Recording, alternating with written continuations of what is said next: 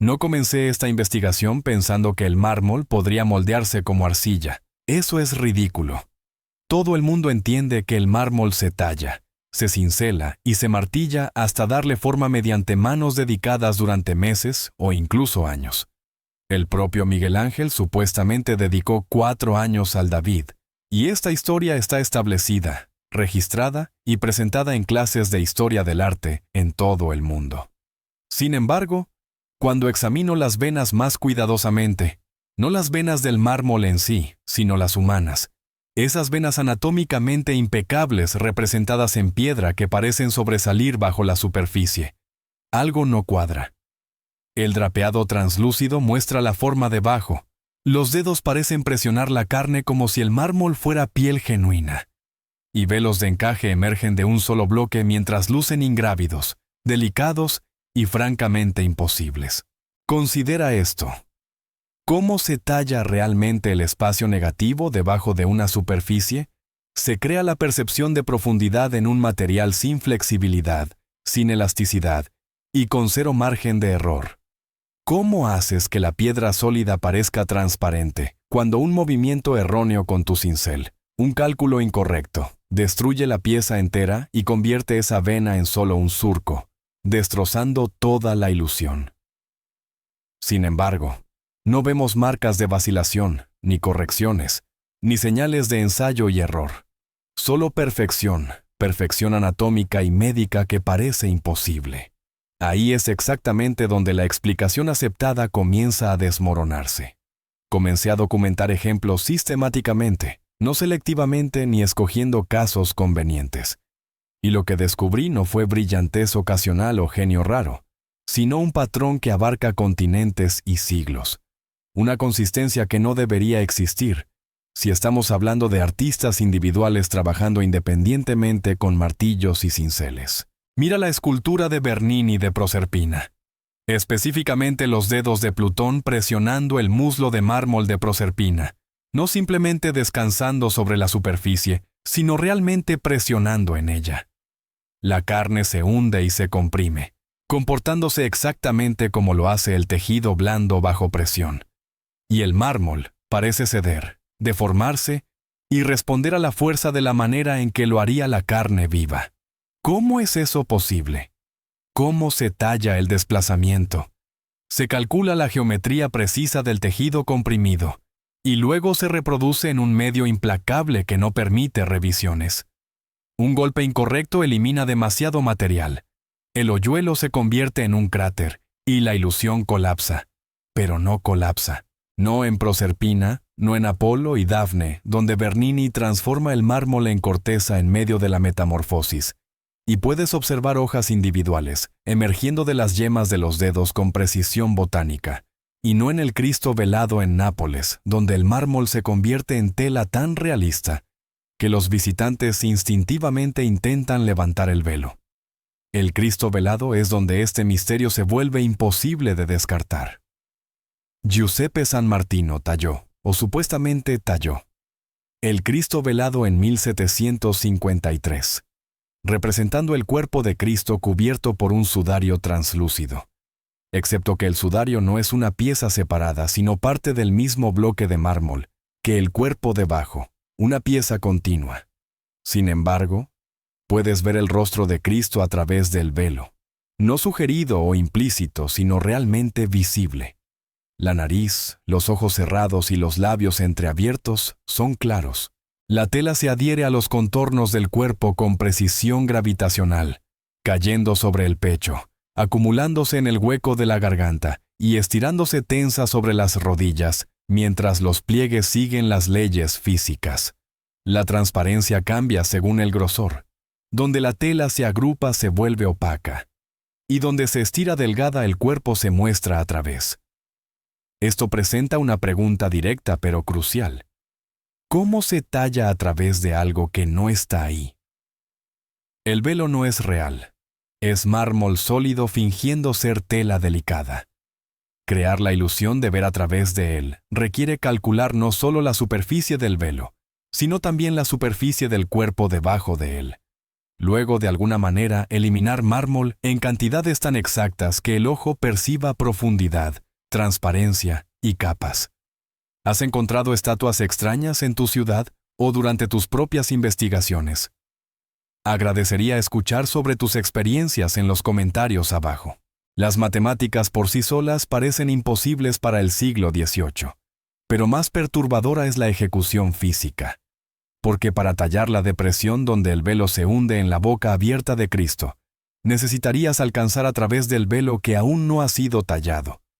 Necesitarías trabajar hacia atrás y hacia adelante al mismo tiempo, eliminando material que está simultáneamente delante de y detrás de otro material, en una secuencia que desafía cualquier proceso lineal, a menos que no estés tallando en absoluto.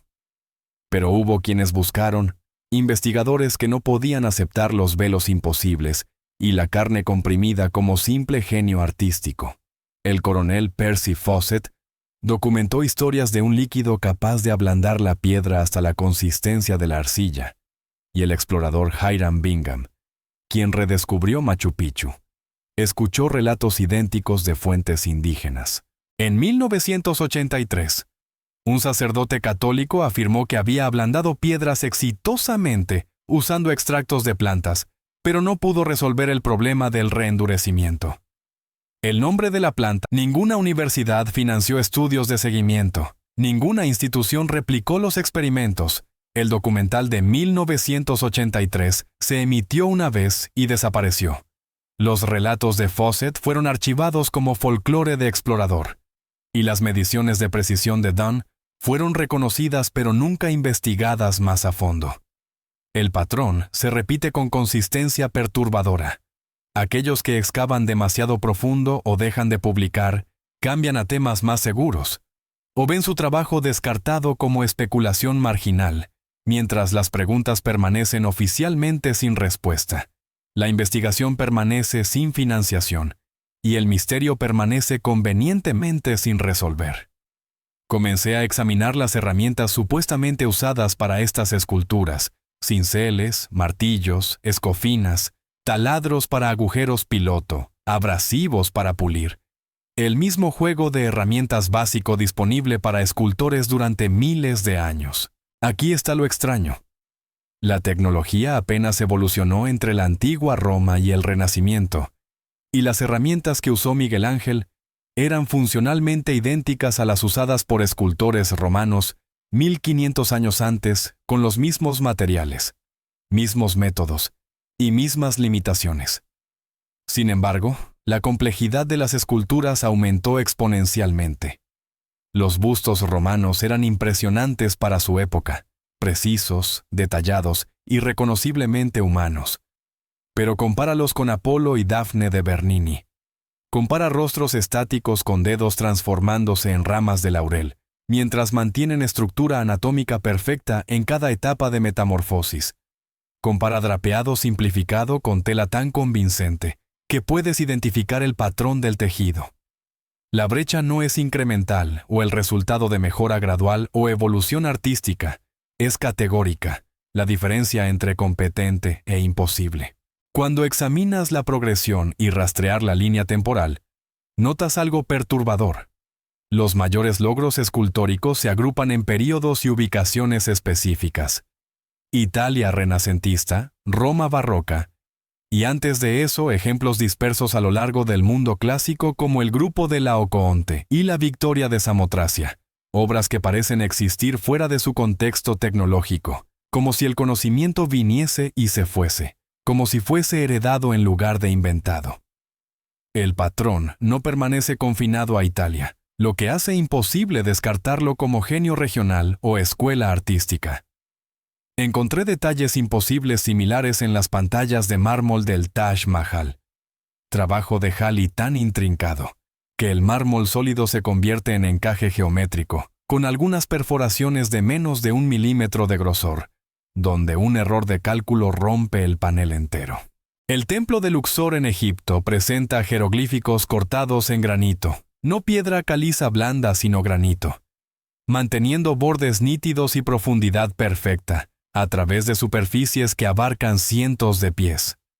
Las grutas budistas chinas en Longmen muestran miles de figuras emergiendo de paredes de acantilados con proporciones idénticas y precisión anatómica como si estuvieran estampadas en lugar de talladas individualmente.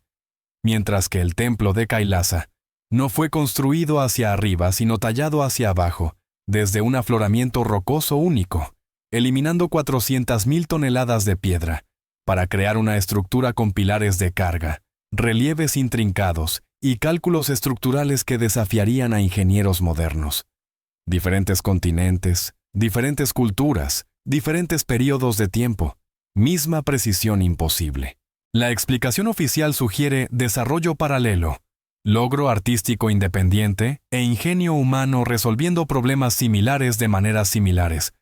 Pero esa explicación colapsa cuando examinas los detalles específicos, porque no estamos hablando de soluciones similares, sino técnicas idénticas produciendo resultados idénticos, usando supuestamente herramientas idénticas a través de civilizaciones que no tenían contacto entre sí.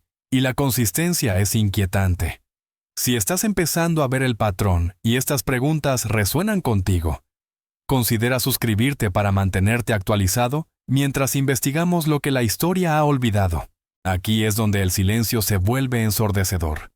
Cuando rastrear los orígenes de estas esculturas imposibles y examinas el contexto arquitectónico del que emergen, encuentras algo inesperado. Aparecen durante periodos de construcción radical, durante eras cuando ciudades enteras fueron supuestamente construidas en décadas usando herramientas primitivas y mano de obra. Los mismos periodos cuando vastas redes de edificios idénticamente diseñados aparecieron a través de continentes, cuando estructuras cívicas de extraordinaria complejidad se materializaron sin documentación de construcción adecuada, cuando la narrativa oficial nos pide creer en coincidencia a escala global. Las estructuras insinúan conocimiento arquitectónico avanzado. Los edificios parecen heredados en lugar de inventados. La infraestructura aparece completa en lugar de evolutiva. El mundo que algunos investigadores han comenzado a llamar Tartaria. No como un imperio específico porque la evidencia es demasiado fragmentaria para eso, sino como marcador de posición para algo que hemos perdido. Una iteración previa de civilización, una cultura global con capacidades tecnológicas que ya no poseemos. Las esculturas de mármol encajan en este patrón, representando un cenit de técnica que apareció repentinamente, floreció brevemente, y luego declinó sin que el conocimiento se desarrollara gradualmente. Estaba ahí, completo, y luego se desvaneció. Para el siglo XIX, los escultores ya estaban luchando por replicar los efectos de Bernini y Miguel Ángel, y las técnicas se estaban perdiendo en tiempo real. Para el siglo XX, habían desaparecido por completo, y los escultores modernos trabajan a la sombra de logros que no pueden reproducir. Se nos dice que esto es normal. El conocimiento artístico es frágil, las técnicas se olvidan, los maestros mueren sin entrenar completamente a los aprendices. Pero tantas técnicas, tan completamente, sin registros escritos, sin métodos preservados, sin pasos intermedios que muestren declive. El patrón sugiere algo más deliberado, una discontinuidad, un borrado. Busqué documentación, relatos detallados de cómo se crearon estas esculturas, diarios de artistas describiendo sus métodos, registros de taller mostrando gasto de tiempo, uso de herramientas y costos de materiales. Y lo que encontré fue silencio. Miguel Ángel dejó sonetos, cartas y disputas contractuales, pero virtualmente nada sobre su técnica de escultura real. Y tenemos más documentación de pintores renacentistas mezclando pigmentos que de escultores trabajando mármol.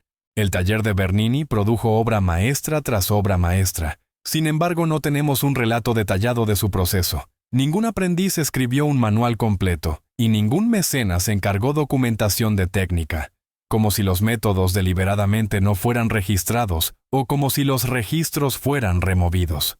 Cuando examinas archivos institucionales, registros de historia del arte y documentación de museos, encuentras el mismo patrón.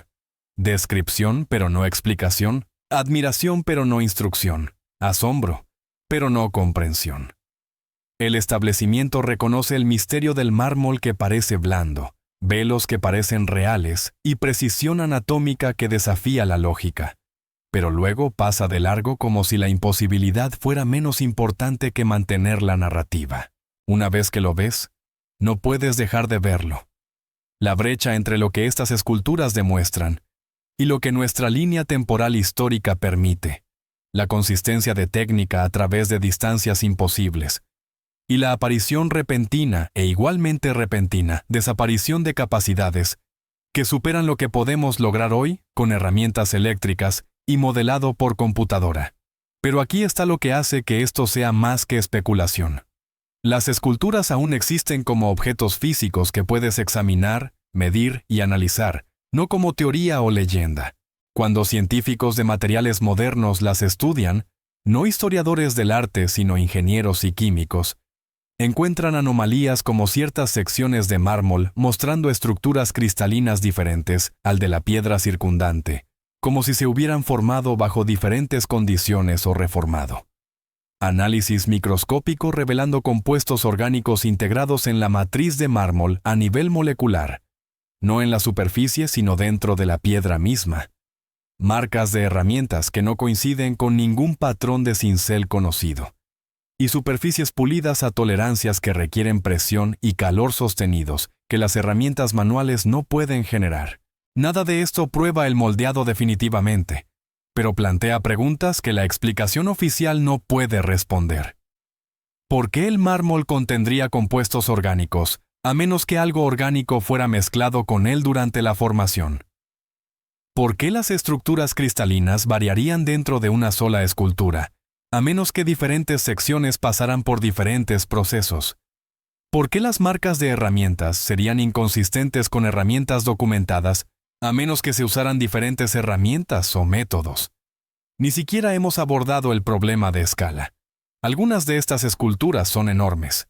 La Fontana di Trevi, la Fuente de los Cuatro Ríos. Instalaciones que requieren múltiples figuras, todas con los mismos detalles imposibles, todas completadas en marcos de tiempo que parecen absurdos. Bernini supuestamente creó la Fuente de los Cuatro Ríos en menos de 2 años.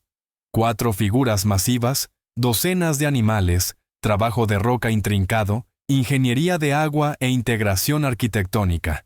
Todo mientras mantenía la calidad que hace que dedos individuales presionando piedra parezcan blandos. 2 años con herramientas manuales, con mármol que se fractura impredeciblemente, sin margen de error. O toma Apolo y Dafne, que Bernini completó en 3 años mientras trabajaba simultáneamente en otros encargos. Una escultura mostrando 2 figuras en movimiento con los dedos de Dafne, convirtiéndose en hojas. Corteza extendiéndose por su piel, su cabello transformándose en ramas, y la mano de Apolo tocando piel que está en proceso de convertirse en madera. Solo las zonas de transición deberían ser imposibles. Esas áreas donde la carne humana se convierte en corteza de árbol, donde las propiedades del material estarían cambiando y donde un cincel encontraría resistencia cambiante. A menos que el material fuera uniforme cuando se trabajó, a menos que todo fuera igualmente blando, igualmente moldeable, igualmente receptivo. Para 1800 la capacidad estaba declinando. Para 1900 había desaparecido efectivamente, y los escultores modernos pueden crear trabajo impresionante, hermoso, técnicamente logrado, digno de admiración. Pero no pueden crear velos que parezcan transparentes, carne que parezca comprimida o venas que sobresalgan bajo la piel de mármol. Las técnicas no evolucionaron hacia algo más o se transformaron en métodos modernos. Simplemente se detuvieron. La explicación del establecimiento cita cambios en gustos artísticos, el surgimiento de nuevos movimientos y factores económicos haciendo el trabajo en mármol menos viable. Pero el gusto no elimina capacidad. La moda no borra técnica y la economía no hace que el conocimiento desaparezca. Lo que hace que el conocimiento desaparezca es supresión deliberada, control institucional de información y la remoción sistemática de evidencia inconveniente. Cuando te das cuenta de cuánto conocimiento arquitectónico y tecnológico desapareció en el mismo periodo, motores atmosféricos, sistemas hidráulicos, métodos de construcción que producen edificios que no podemos replicar hoy. Las técnicas de mármol encajan en un patrón más grande, un patrón de herencia seguida de pérdida, de capacidades que no deberían existir en su contexto histórico, de evidencia sugiriendo que estamos viviendo en las secuelas de algo más grande. El aspecto más inquietante no es lo que no sabemos, sino que nadie parece estar preguntando. Los historiadores del arte se maravillan con estas esculturas, pero no exigen explicaciones técnicas. Los ingenieros reconocen imposibilidades, pero no desafían la línea temporal oficial. Y las instituciones preservan las obras mientras evitan las preguntas que plantean. Es un acuerdo colectivo de no mirar demasiado de cerca, no preguntar cómo, no examinar la brecha entre capacidad y explicación. Porque una vez que comienzas a preguntar, una vez que sigues la evidencia a donde lleva, llegas a conclusiones que desestabilizan todo. Llegas a la posibilidad de que estamos equivocados sobre nuestra propia historia, que la línea temporal está comprimida, distorsionada o deliberadamente falsificada, que civilizaciones previas lograron cosas que apenas estamos comenzando a entender, que las esculturas no fueron talladas sino que fueron moldeadas o formadas a través de procesos que ya no podemos comprender, que el conocimiento fue heredado de algo que vino antes, algo que dejó huellas por todo el mundo, algo que nos han enseñado que nunca existió. Así que regreso a donde comencé, al brazo de Moisés, a esas venas imposibles. Y no tengo respuestas definitivas, sino preguntas que se multiplican en lugar de resolverse. Patrones que se repiten demasiado consistentemente para descartarlos. Y evidencia que la explicación oficial no puede acomodar. Tengo esculturas que no deberían existir si nuestra comprensión de la historia es correcta. Capacidades que aparecieron sin precedente y desaparecieron sin explicación. Una consistencia mundial que sugiere coordinación a una escala difícil de aceptar. Y tengo la conciencia incómoda de que podríamos estar viviendo en las ruinas de algo que no recordamos, que las obras maestras que preservamos podrían ser ecos de técnicas que hemos olvidado, que lo que llamamos el pináculo del logro humano podría en realidad ser los restos de algo mucho más grande. Las esculturas permanecen silenciosas, perfectas e imposibles, esperando que hagamos las preguntas correctas. No quién las talló o cuándo fueron hechas o qué representan, sino cómo fueron realmente creadas. ¿Por qué no podemos replicarlas hoy con tecnología superior? ¿Qué conocimiento se perdió y por qué se perdió tan completamente, tan exhaustivamente que hemos dejado de creer que alguna vez existió? Pregúntate a ti mismo. Si la explicación oficial es cierta, ¿por qué los escultores modernos con herramientas con punta de diamante, modelado por computadora y recursos ilimitados, no pueden crear un velo tan convincente como el de San Martino? ¿Por qué no pueden hacer que el mármol se vea tan blando como lo hizo Bernini? ¿Por qué hemos retrocedido? Cuando te das cuenta de que no podemos responder esa pregunta sin admitir que hemos perdido algo fundamental, cuando entiendes que estas esculturas representan capacidades que ya no poseemos, comienzas a ver el verdadero misterio, no cómo fueron hechas, sino ¿qué más olvidamos? ¿Desde dónde estás viendo este video? Escribe en los comentarios de qué ciudad o país eres. Nos encantaría saber quién está viendo con nosotros. Comparte tus pensamientos, observaciones o preguntas. Cada comentario es importante. Y no olvides suscribirte para no perderte ningún video nuevo. Juntos, estamos creando una comunidad de exploradores curiosos.